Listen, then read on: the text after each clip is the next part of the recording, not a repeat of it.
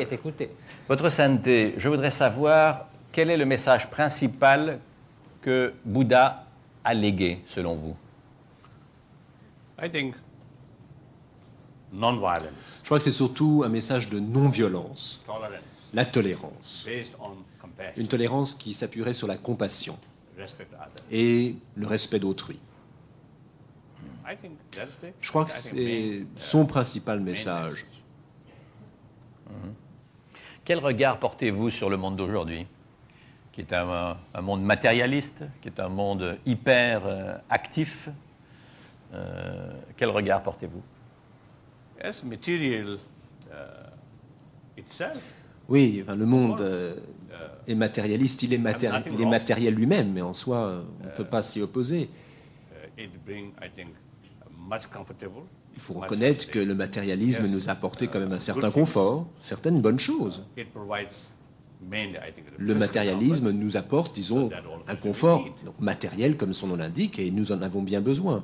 So the thing is, the material Donc en soi, development le matérialisme alone certainly not sufficient n'est pas une mauvaise chose.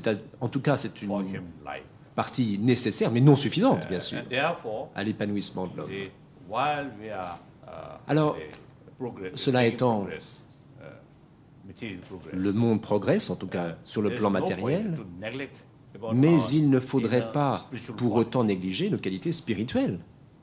Now, here is a spirituality, Alors, not necessarily with lorsqu'on faith, parle de spiritualité, il ne s'agit pas nécessairement d'une d'une foi religieuse, mais simplement become l'idée de se cultiver un peu ou d'entretenir, d'accroître même si possible, une certaine qualité humaine. Je pense à des choses comme l'affection qui se cultive, ou même encore le sens de la communauté humaine ou de responsabilité.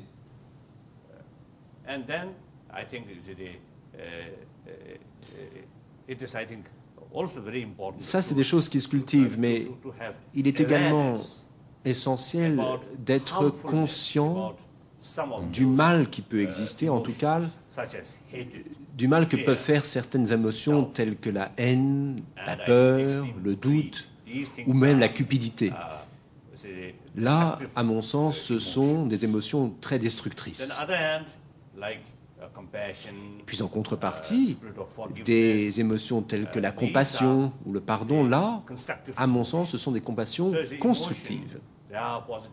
Donc il y a dans les émotions du positif comme du négatif.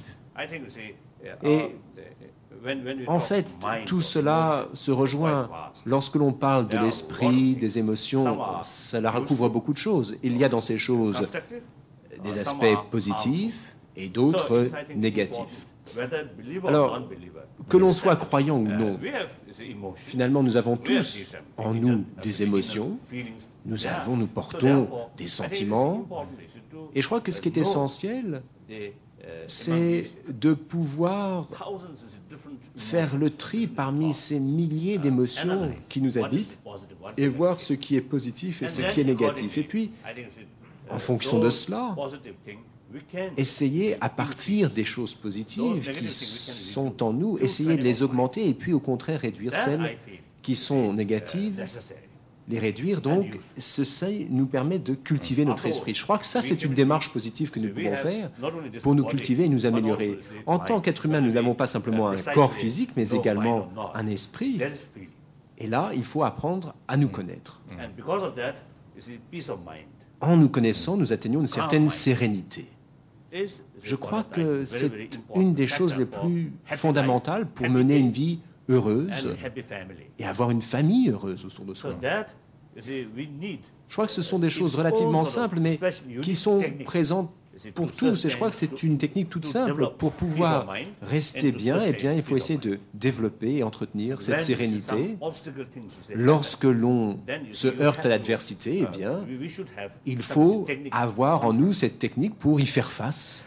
Quelque chose qui me frappe dans vos déclarations, c'est qu'on a l'impression que vous considérez que le bouddhisme n'est pas bon pour tout le monde et que quand on a une spiritualité issue de la civilisation chrétienne, une autre issue de la civilisation musulmane, eh bien, vous dites, restez dans votre sphère d'influence intellectuelle, vous ne cherchez pas à débaucher des gens pour qu'ils rentrent dans le bouddhisme. C'est exact?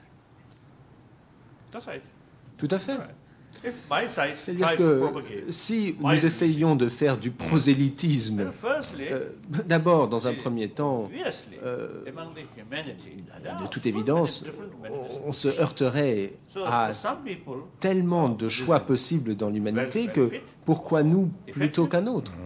Il y a des systèmes qui fonctionnent bien. Pour certains peuples, il y a une religion telle que, je ne sais pas, le christianisme ou l'islam ou le judaïsme, qui sont essentiels finalement pour leur vie. Ils ont une idée d'avoir un créateur tout-puissant, et puis si ça fonctionne pour eux, eh bien très bien.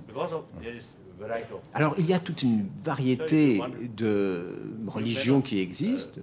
Pourquoi prétendre que la nôtre soit meilleure que les autres? Nous ne savons pas finalement ce qui convient le mieux à quelqu'un. Je crois que c'est à chacun de voir ce qu'il préfère. Et puis, encore une fois, si nous essayons de propager notre religion, et si tout le monde essaie d'en faire autant, eh bien, tôt ou tard, on se heurte à un conflit. C'est inévitable, ça, ce serait regrettable. Vous n'aimez pas les religions conquérantes, vous aimez mieux les comportements pacifiques, c'est bien ça? Bien sûr. Je crois que mon idée de base, c'est de se dire que il faut voir ce que moi, ce que je peux apporter au bénéfice de l'humanité à partir de mon expérience et de ma religion. Plutôt que d'essayer de propager ma religion, j'essaie de voir ce que je peux apporter. Je vous propose